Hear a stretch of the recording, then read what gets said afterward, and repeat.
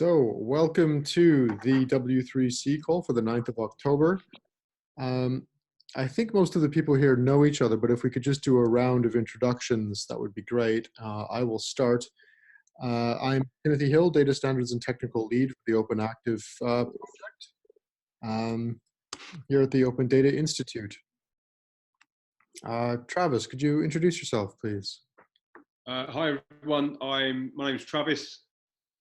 My job isn't anything to do with this kind of thing. I'm actually getting in contact to learn a bit more about the open data and see if it can work in a project that I'm looking at and see if that's something that can move forward. Okay, and sorry, which organization are you working for? I'm not. This is an independent project that I'm looking at. I don't know if that's all right, but yeah. Okay, Matt? Yeah, Matt, I work for Participant UK. We're one of the booking systems. And I'm sort of the lead on the integration with OpenActive. Fantastic. Tom? Hi guys, I'm Tom from Played. We make search and booking software in the physical activity sector. And last but not least, Nick.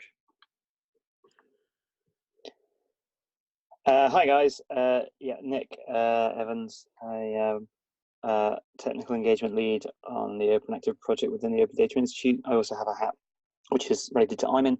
Today I'll be representing the ODI. Okay, fantastic. Thank you very much. And I will just start sharing the slides for today's meeting. So the theme for today's call is really difficulty level and prerequisites. We did deal with this on a previous call. It was basically agreed to hang fire a bit until we had gathered more data. Sorry, I'm just fiddling around trying to access my tabs here. There we go. A little bit of more of a survey has been done into existing practice about difficulty level, and so I think we can probably move forward on this now. And I think in fact my feeling is that this is actually fairly simple. However, that might be deceptive because we I think we started off thinking that difficulty level would be fairly simple. Then it got much more complicated. Now I think we've reassembled it a bit, but there's, I think, possibly still some complexity to unpack there, but hopefully we can bring this near to a close. So there's two interrelated issues here. The first one is difficulty level properly, which is just finding some consistent way of describing how challenging a particular physical activity might be. And then the second is the question of prerequisites. So under some circumstances, it is the case that you cannot or should not participate in an activity if you haven't completed some kind of basic training first. This covers a very wide range of activities and prerequisites. So in some cases, it's something as simple as if you go to a wall climbing facility, for instance, you'll have to do a 15 or 20-minute training before you can actually go on the wall on your own. Other times it gets much more complicated, like swimming, where you'll have 4 or 5 different grades, each of which will be divided into 4 or 5 separate subcategories there. And then, of course, a lot of sports don't have any prerequisites at all. So there's a whole range of possibilities in the prereqs, and they're related, but I think possibly distinct concerns. Does anybody have any general considerations or concerns they'd like to voice here before I launch into the GitHub issues?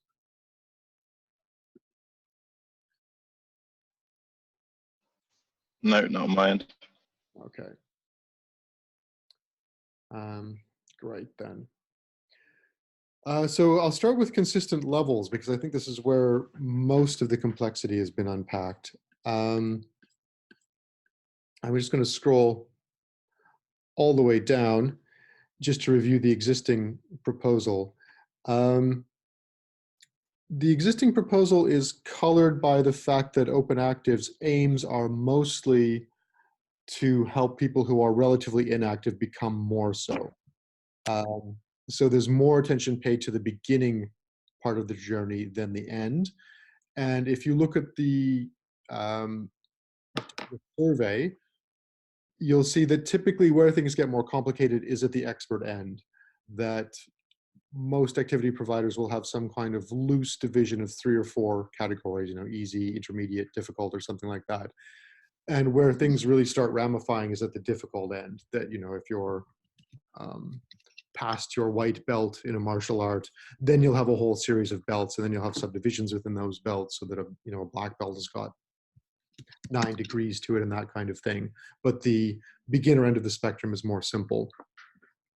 So the initial proposal, if you scroll to the last but one post on the GitHub issue 82, is that there'll be a controlled vocabulary defined by OpenActive.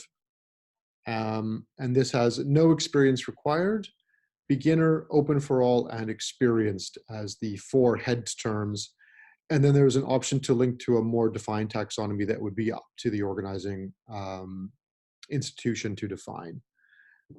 So by way of the example, we seem to have lost Travis. By way of example, for instance, if we were looking at the sport of Aikido, and there was an event that was for beginner, that might just be labeled as beginner.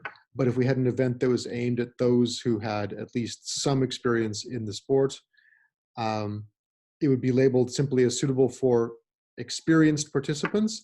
And then if you look at the last element in there, there's a label of 3Q, which is defined at a URL given in Scheme. And then presumably a user agent could track to that website and get a better sense of what was meant by that difficulty level, but it would be defined by an organization other than OpenActive. Although there's a brief definition given in there for ease of rendering. So that in brief is the proposal for difficulty level, and I see Nick has laterally added a couple of comments. Well, okay, perhaps before we address those specifically, does anyone have any comments on the proposal as given, as just given itself? No, it looks good to me. Seems to make sense to me as well. Okay, great.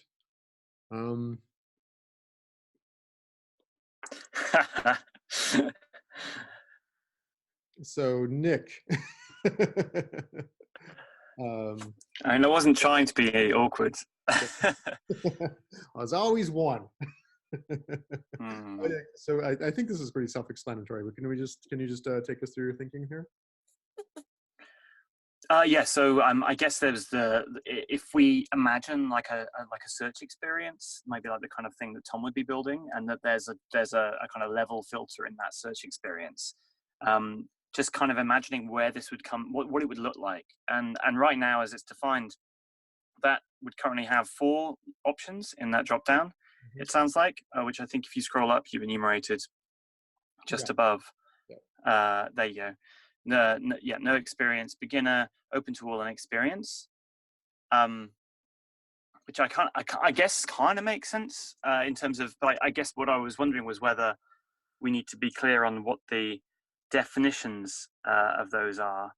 That's my second point in that thing. So, i.e., what is the difference between well, like what is the expectation when we're tagging activities, basically? So if there's something that's open to all, do you just tag it as open to all, or do you tag it as open to all and beginner, because a beginner would be able to go to it because it's open to all, and also no experience? So is actually open to all like a, does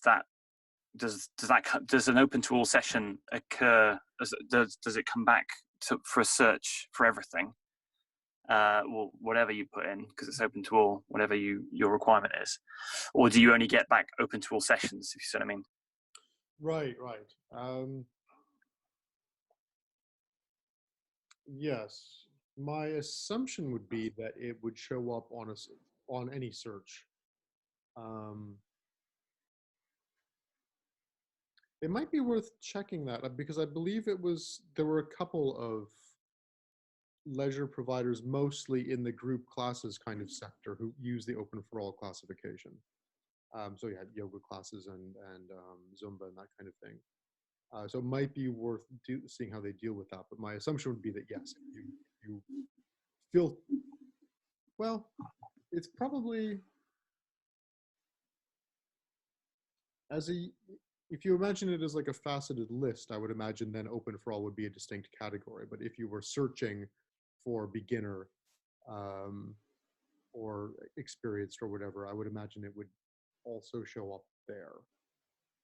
Well, I guess my question is, does open for all therefore become the parent of the scores hierarchy?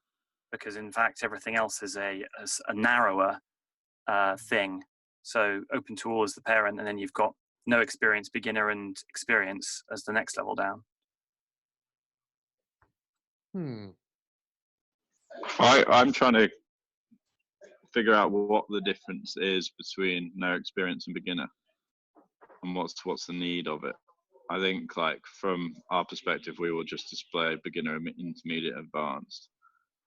So I guess we just think about what we categorized in that bracket, which would be beginner would still put beginner and no experience required, I guess. So I'm just trying to think of the logic behind having both. Yeah, that was my query as well. I think it's, if possible, I know that EMD have made this comment about intermediate and advanced being narrow terms of experience, but I think universally beginner, intermediate, advanced, and then maybe a kind of parent category of open to all makes kind of sense to everyone. Everyone kind of understands that already. Okay. Well, the no experience required distinction, I think is sometimes formalized as the novice beginner distinction, which is, I think the idea with no experience required is that some level of instruction is supplied. So if you have, say, beginner football or something, the assumption is that most people will have played football before and are familiar with the rules, whereas no experience required would be, I have no idea what this sport is, I need to know what the rules are, that kind of thing. Difficult, isn't it? Because some might say that's intermediate, mightn't they? A beginner is absolute beginner, and intermediate is someone that understands the rules already. Don't know if I'm splitting hair. I think that's pretty understood. Beginner is like no experience at all, or very early stages where they probably would assume that they would get some instruction. Okay.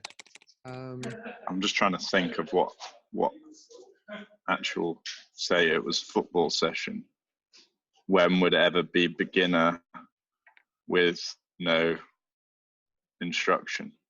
They all technically have instruction if they're a session or in some form or another, if it's a session opposed to a facility. So the concrete comment actually came originally from TriTag Rugby, who make this division between no experience with beginner, assuming that they, quote, understand the rules and have played a few times. Which I guess makes sense in an area of TriTag where people might, what specifically the rules of tag rugby are as opposed to rugby and that kind of thing might be a point of confusion. I think that actually came. I think that conversation was describing something subtly different, and actually, so I think that was talking about if you've got a person that's a particular level, are they no experience, or are they? So this was in the context of leagues and ringers. So if you're advertising a session, which is so for TriTag. This is the full context for TriTag. If you've got a session which is kind of a league game, but you won't mind having beginners in just joining in, kind of just turning up on the day, the kind of game there's already a few matches set during the day, and you might just turn up and fill an empty space. So for some of those teams, they're happy to accept beginners, and so they'd be kind of putting their session out as a beginner session. because someone could just turn up and play. But what they don't want in that situation is someone to turn up who doesn't actually understand the rules of rugby to join in, because that would be a bit of a car crash for the team. Obviously, Yeah. some rogue person running around on the pitch. That'd probably be me if I tried to go to try rugby. I don't know. Right, yeah, me too. That's it. So they were saying kind of no experience required is they've got taster sessions, which are designed where they've got like an hour at the beginning of the session where they take you through the rules and they kind of explain everything and you can ask questions. And then the second hour of the session, you kind of get and actually play a game. Okay, well, yeah, then that makes sense of having 4 tiers, to have no experience, beginner, intermediate, advanced. I think the intermediate advanced being in the same category is kind of, I don't see the point in it. And I think if every different organization is going to have a different opinion on what that is, but logically users understand what those categories mean, and then with the caveat of this no experience at all. Okay, so Yeah. the proposal then is that intermediate should just be added to that list above. I think so, yes. And that's the way that we would display it in our tools is beginner, intermediate, advanced. Maybe with no experience needed as well. But I wouldn't kind of hasten to add anything else. Yeah, and it's a good point as well, because I think the fact that we've even had this conversation on this call shows that the distinction between no experience needed and beginner actually isn't totally clear. Because if you were seeing it, I mean, if you just saw beginner without the other tick box for no experience, you might just assume that beginner was no experience required. And yeah, I think like thinking it from it would be good to have no experience required for some of the sessions, like the kind of really early stage sessions on them people that even beginner may be too advanced for, and it indicates that it's kind of really welcoming opposed to semi-welcoming, I guess. If that makes sense. Yeah, almost like it's an active welcoming. Yeah. I think particularly Exactly, yeah. given the demographic that OpenActive's primarily aimed at, yeah, it's perhaps useful to preserve that. Yeah, I agree. Okay. Yeah.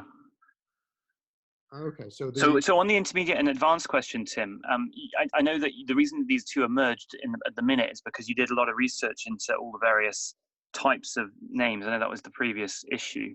You've given a bunch of links in the previous comment, like two comments or 3 comments. Yeah, there's a bunch of links there.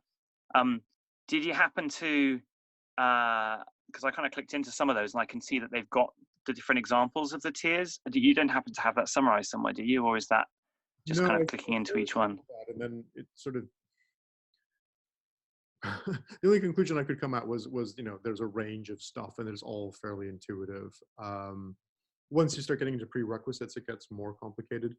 I think maybe actually the difficulty with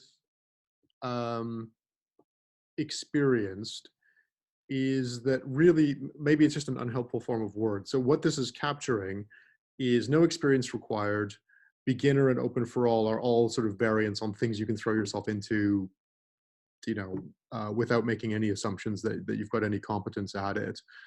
And then experienced should maybe be something more like some experience or something like that. But given that the links above, in fact, beginner, intermediate, advanced, or something like that is a sort of fairly common triple division, I think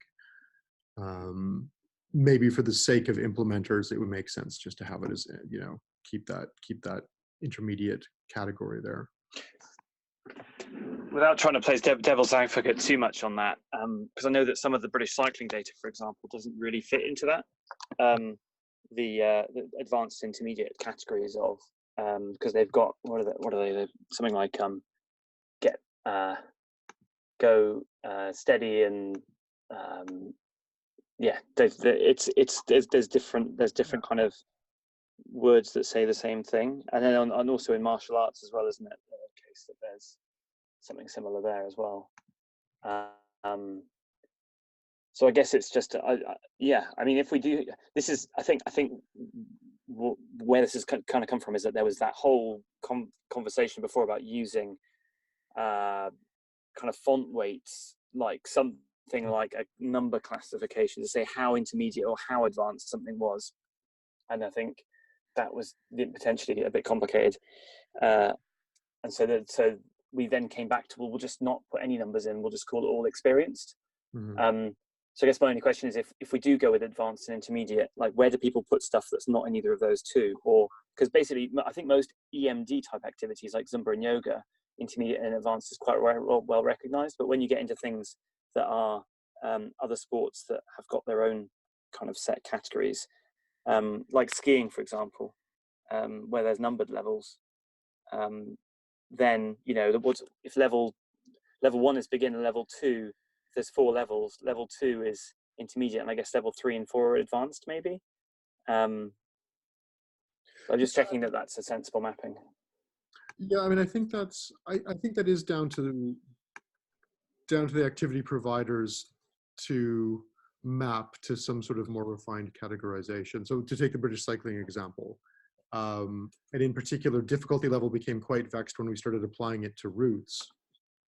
And there was even the proposal that we shouldn't have difficulty level at all, because really you can infer it from distance and elevation change, basically. And it would be, in a sense, presumptuous to say that something was difficult if indeed for some people it was quite easy. But I think probably what the linking mechanism allows you to do is to define a controlled vocabulary of your own for how difficult something is, and also to provide justification for it, which is in fact what British Cycling does. That, I can't remember what their categorization scheme is, but if you click through, for example, challenging, you do get a definition saying, you know, you can expect this kind of grade, you will probably need this kind of bike, and you can expect it to take, you know, takes, you know, X amount of time within this range. So I think this is the kind of a good mix of giving a good overview for functional purposes and for search purposes. But if you really want to get into the detail, I think, you know, it gives data publishers the option of being flexible there. Because yeah, we're not, you know, something like martial arts, we're never going to be able to define, you know, across. Yeah, I think, you know, traditional Chinese, Japanese, Korean systems, you know, I think that's just for the organizing bodies to do. Yeah. Okay. I guess you do. You know, I guess there's a risk of a mismatch that if somebody thinks a green belt is intermediate and another organization thinks of it as experienced, you kind of end up with a slightly curious mismatch. But assuming that the body that defines these things is sufficiently senior or sufficiently umbrella-like, so that it's defined by, I don't know, that, you know, the National Aikido Association or the National Karate Association or something, rather than by individual dojos, yeah, I think the risk of that is probably fairly low. Yeah, no, that makes sense. I'm just thinking again through some of the survey responses, and yeah, you're just totally right. That's where you've got intermediate, advanced. I used a lot. I did actually also notice that Archery GB have novice and intermediate, novice and beginner, so they've renamed them. So novice is our beginner, and yeah, the other way. Well, and this actually starts tipping into prerequisites, because novice, I can't remember which one means no experience at all, but for archery purposes, you have to have some training to just show up at a range and start shooting. You need to indicate that you've been certified, essentially, you've done the basic training. So that's less difficulty and more like prerequisite. So I've just remembered another wrinkle with British cycling, is that it's not just about the route that you're on, but there are some races which will be defined in terms of skill level and the number of points that you've already accumulated. So you need to have raced in a certain number of races to race in more advanced races.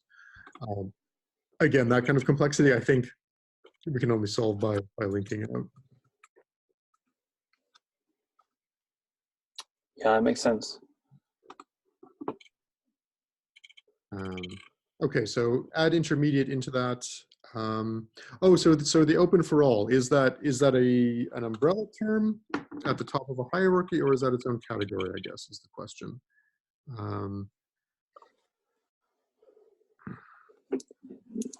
Yeah, so I'm frantically kind of scrolling through, looking at all the data while we're doing this. Yeah, I think I just, having proposed it was the parent, also just thinking about how that hierarchy gets navigated. If you search for open for all, you obviously wouldn't actually, it's the inverse, isn't it? You wouldn't expect, stuff that's for beginners or intermediates to come back. So it's the current way the activity list works is that if you search for the root node, you get everything in the children. That's kind of how we encourage it being used. So I guess here really what you want is beginner is also open for all. Is that right? No. There's some relationship between the two. I just can't articulate it well. Um, An open for all session is also a beginner session. An experience session is also, sorry, yeah, an open for all session, yeah, is also a beginner. Open for all is also no experience required. That's the relationship, isn't it? Yes, although I guess with the sense that clearly something labeled as a beginner class will be unsatisfying for somebody who's experienced, for, you know, so for instance, for yoga, right? Open for all seems to imply that actually an experienced person could gain benefit from it. That if it were, I don't know, like a park run or something, I guess, is open for all, right? And if you're experienced, you just do it faster than somebody who's got no experience whatsoever. Yeah, likewise, yoga often you get teachers personalizing things. So in terms of searching, what do you want to happen there?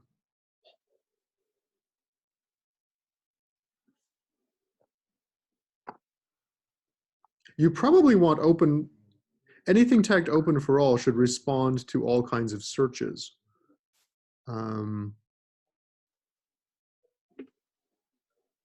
that's just it, exactly. And I'm not sure how you represent that in the graph. That's a kind of slightly more technical question, I guess, but it's like, it's not, so you've got parent, yeah. If parent's open to all, that doesn't work because it basically means you're going to get back beginner, intermediate, and advanced sessions if you click that, which is wrong. If you put it below, then that does work, I guess. Okay, so if you put open for all below beginner, that could, something like that could work, but it still doesn't quite fit. Yeah, I mean, I can imagine you've got some experience in yoga and you're searching for yoga classes. I think you probably do want open for all to show up, but you do also want it to be tagged in some way, indicating that it's not what kind of experience you can expect. Yeah, maybe we're just overcomplicating it. Maybe you just want you want an open for all tick box that only returns things that are open for all, rather than things that are also. So basically, people need to tag things as beginner and open for all when they're publishing their data. That might be the thing. Right. I think the people who use that specific category, I can't remember who it was, but it was something like the link labeled standalone gyms, leisure centers, sports centers, etc., and EMD, something like that, use the open for all classification as its own classification. So yeah, I think in their view and in their systems, it's a distinct entity. Yeah, I just think for the search to be useful, you need to have some kind of connection between that and everything else. Otherwise, you're just going to end up, if you search open for all, you're going to end up with like 5 results, which are only the things that, where the publishers were educated enough to know, I guess, kind of what that meant. But then, Yeah. Okay. Maybe not. Yeah, I mean, I think Sorry. if you think of it as an option that you're given, um, I guess you probably don't want, a radio button. You want a checkbox for open for all. Um, you want to Yes. include that in your search.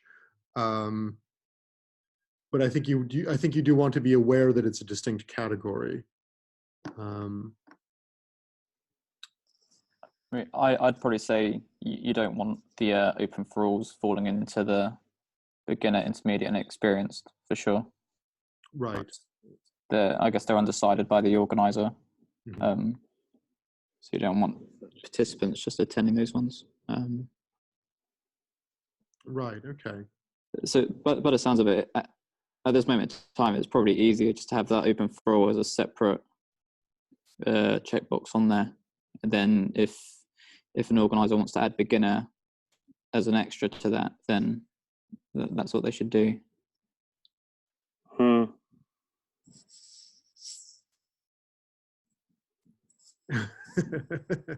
You sound unconvinced, Nick.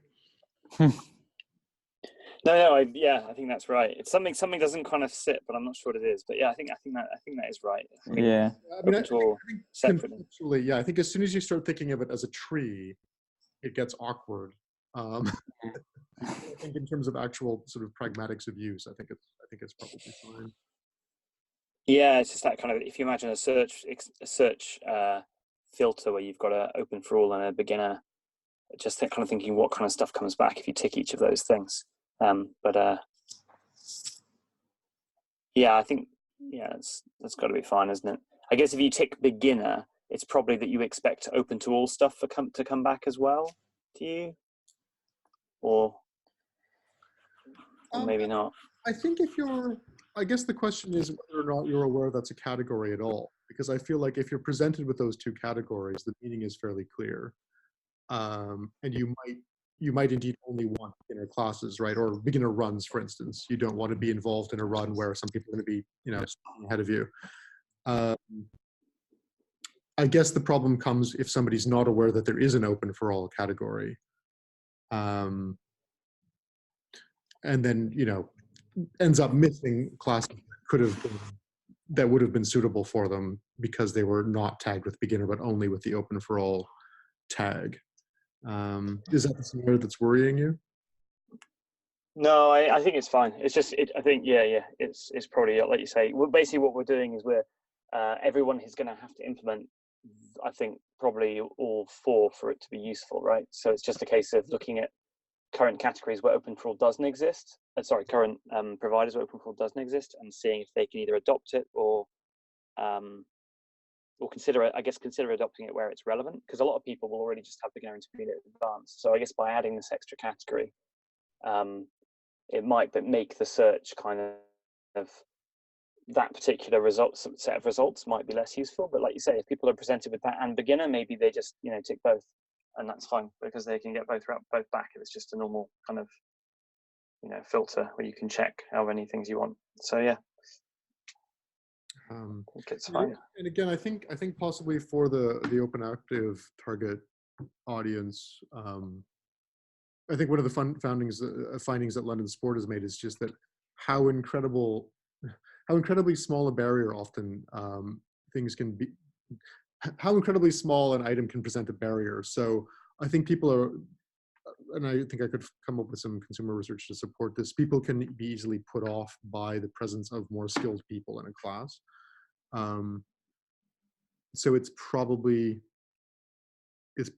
distinction that's ideally would be observed. I realize a lot of current practice would be not to publish using this category, but maybe it would be good practice to encourage.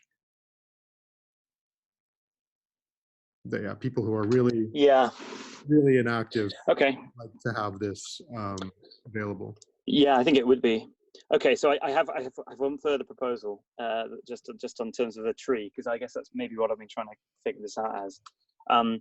So there's 5 things now, right? We've got, is that right? We've got no experience required, beginner, open for all, advanced and intermediate. That's the 5. where experience has become advanced and intermediate. So a tree where you've got open for all, something like beginner, and something like experienced, and then underneath beginner you've got novice and actual beginner, and then underneath experienced you've got advanced and intermediate. And I guess the reason to say that is that then if you wanted to have only 3 options, you could have open to all, beginner and advanced or something, and not have the 5. That was just a question, because if we don't do that, then we've got no linkage between you basically have to give people 5 options, which is quite a lot of options for levels. So can we get it down to 3, I guess is what I'm wondering. But then maybe that's just an unnecessary optimization. And I guess really something, I mean, yeah, I think you're right. I think if you were to construct a tree, that's how you construct it. But I feel like that's, yeah. Is that not something for application logic to decide? Yeah, maybe actually, because you don't want to really. I'm thinking as well, if you wanted to pull, you want to link other things to it. Yeah. Okay, that's just going around in a big circle and an extrovert processing it. I think that's all great. Yay! Crack on, 5 levels. Let's do it. Everyone else agrees. Yeah, I agree. That seems to make sense. Yeah. Okay, we don't have that long on the call left, thanks to my slowness in joining in the first place.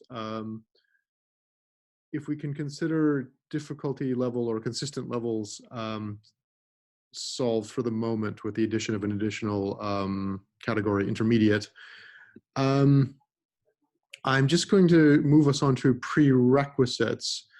There was originally, this is issue number 210, there was originally some debate about whether or not we needed this at all, whether this was just an overcomplication, and difficulty level would be fine to cover this. But I think actually looking at use, actually we do need to have a sense of prerequisites, just because the number of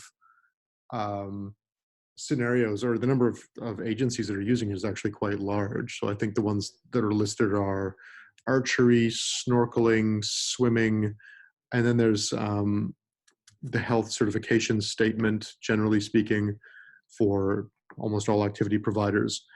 So there's a fair number of activities that do require that you have some kind of prerequisite before you participate in their activities. However, You've become fairly Stephen Hawking on us. Oh, I'm sorry. I'll just say it again. Yeah, it's just that reviewing existing practice, there's actually an awful lot of activities that do require prerequisites for participation, and sometimes quite extended training programs. So swimming has got loads and loads of subdivisions about, so you need to complete 1 before you do lesson 2, you need to complete 2 before you do lesson 3. You need to demonstrate such and such a competency before you can progress to the next stage up. So I think there is a need for prerequisites. I think that's pretty clear. I think possibly the mistake that I made in proposing this the first time was viewing it as related to difficulty level. I think it's actually more like terms and conditions. And so if you scroll to the bottom of that page, you'll find that actually my modified proposal is that this should be a subclass of terms. So we've already got privacy policy terms and terms of use, and I think there should be another type, which would be prerequisites or prerequisite terms or something, that just indicate that for legal and insurance purposes and for your own safety, you should have completed X before you participate in Y. It's a fairly simple proposal. So this is, like I said, is a kind of terms. It would have a URL property that would allow you to find out more about the particular qualification that you need to have satisfied. And then there is a related link indicating ideally the place where you can obtain that award if you haven't already completed it. So if you want to move on to Duckling 4, you have a link to Duckling 3 in order to say, providing you with the chance to satisfy that requirement, basically. And then there's the requires explicit consent field, which is just there to cater for situations, because in some cases you only need, as a publisher, to provide the information, and in other cases you need to confirm that they have read, understood, and agree to the information. So I think in the case of swimming, for example, you need to actually tick a box saying, yes, I can swim one length of a pool or something like that before I participate. Whereas certain kinds of health agreement, so before you participate in a gym, I think it's enough simply that you have a web page saying you are participating at your own risk. Here are the kinds of problems that you can anticipate. So requires explicit consent is just a way of forcing people to tick a box if that in fact is required.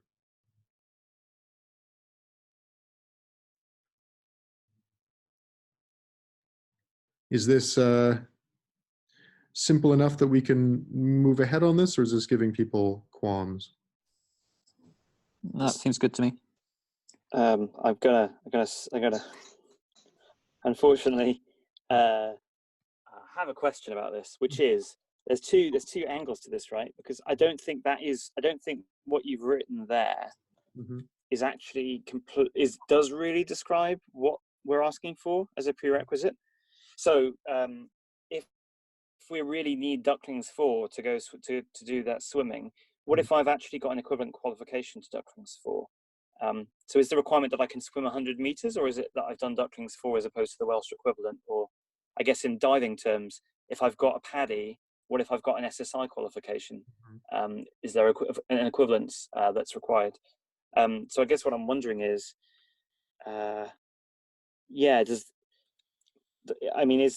is it a strict prerequisite of a particular type of qualification, or is it more like either an indicative prerequisite, or is there a set of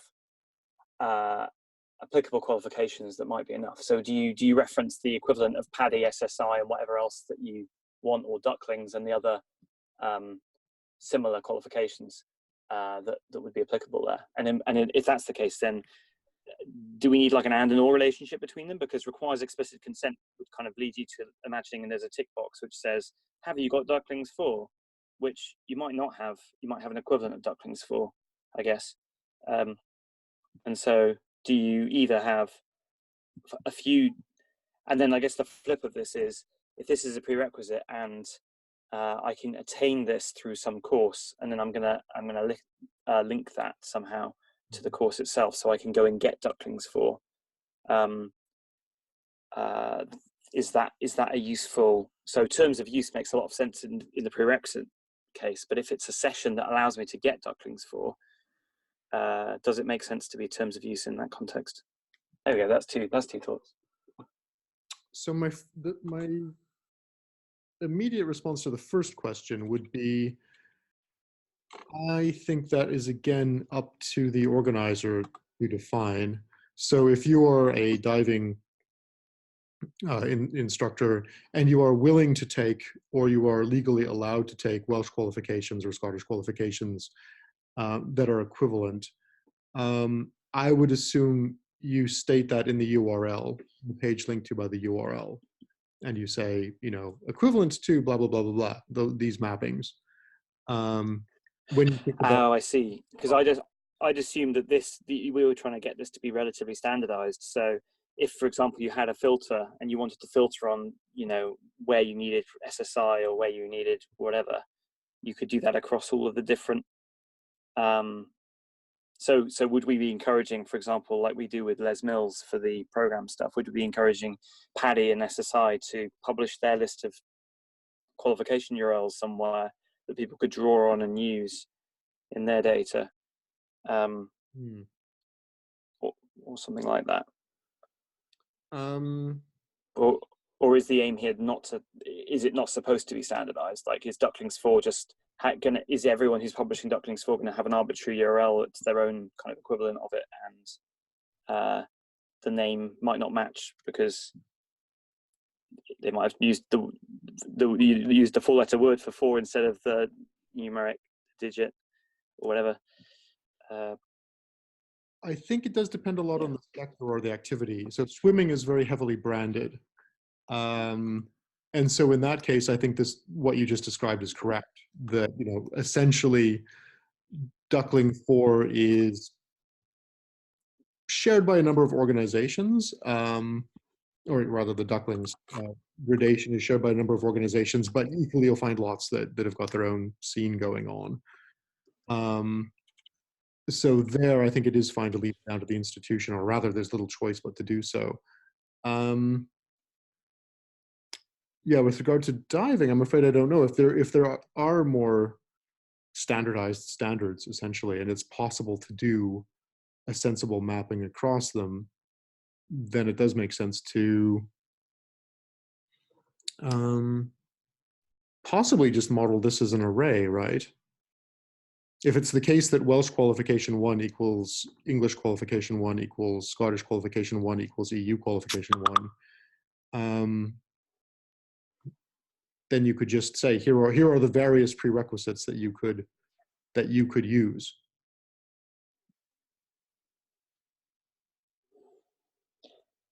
Yeah.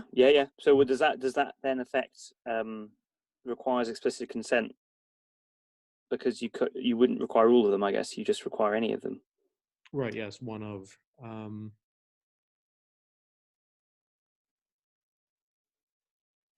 Yes, and then I guess it's about the implicit semantics of that. Yeah, because then you almost I suppose consent to be like in the parent element, and then you want to have an array of qualifications, any one of which is sufficient, right? Well, that's kind of what I'm wondering, is whether you just, is it ever going to be the case that you strictly need 2 or 3 qualifications, or is it only just going to be one that you're looking for? In which case, does require explicit consent disappear and become part of the parent, which is basically prerequisites are essential? And then this is just an array of any one of these could be the one. Right. Okay, that makes sense. Yeah, and I think it's in the nature of prerequisites that in fact you only define the immediately preceding one, right? You say you need Duckling 4. You don't say and 3 and 2 and 1, because it's a transitive relation. Right. Yeah. Sure, and the same with diving, the same with skiing. Like if you needed to be a level whatever 2 instructor to participate in an instructor's course, you wouldn't say I need a 1 and 2. Yeah.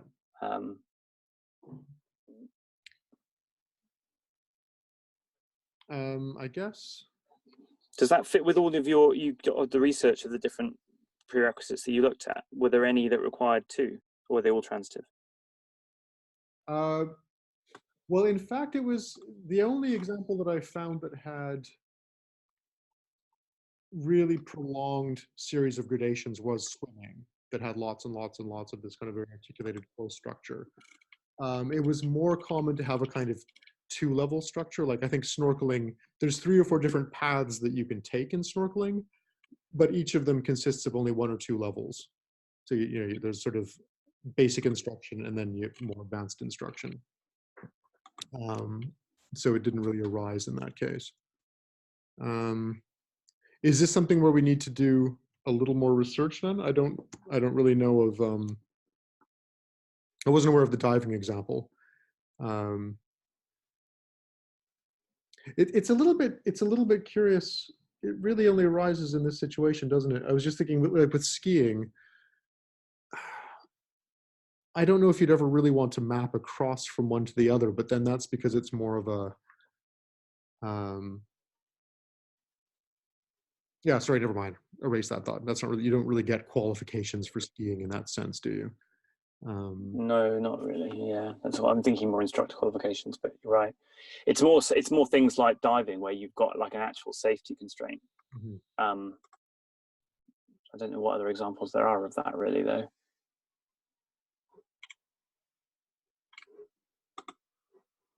because even archery presumably isn't is it strict? I mean, would they not let you? I guess unless you had a certain qualification, would you not be able to come to a certain? I guess is it certain archery sessions require the qualification before you can be permitted to join? Oh yeah. So I think archery past the point of having fulfilled the basic prerequisite that allows you to fire unsupervised. I mean, there are competitions that require that you have attained a particular skill level. It's a little bit like British cycling in that sense, that you've completed so many competitions and you've attained such and such a score, and then you can move on to the next level.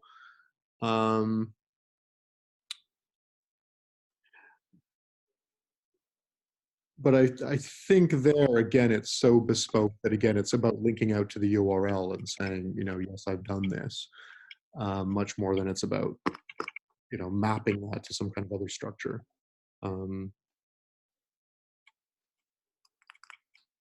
So it does seem to be quite a limited. Yeah. I guess what I'm wondering is whether it sounds like a really great proposal. I wonder whether we kind of alter it as discussed, and then we see if we've got data that needs to be published according to it to check that, because I feel like it's almost hypothetical right now compared to levels, where levels it's like we've got a shed load of data and we just need to map it. Whereas this is almost, I mean, I'm wondering if it's almost a beta property at the moment, prerequisites, because no one's actually, and then we ask of publishers as they're looking to publish whether they have something similar to this or whether they find it useful. So we're at the top of the hour, and I'm being kicked out of the room, so I kept the time.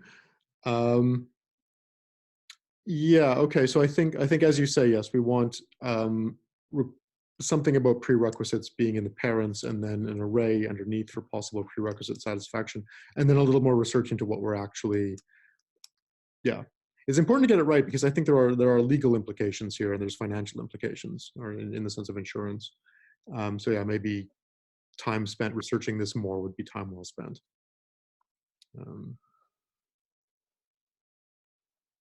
And on that note, I think I will say thank you for joining the call, and I think we can move ahead with difficulty level and prerequisites. It sounds like we need to do a little more work. Right, thanks a lot, guys. Catch you soon. Cheers. All right, thanks, guys. Bye. Bye.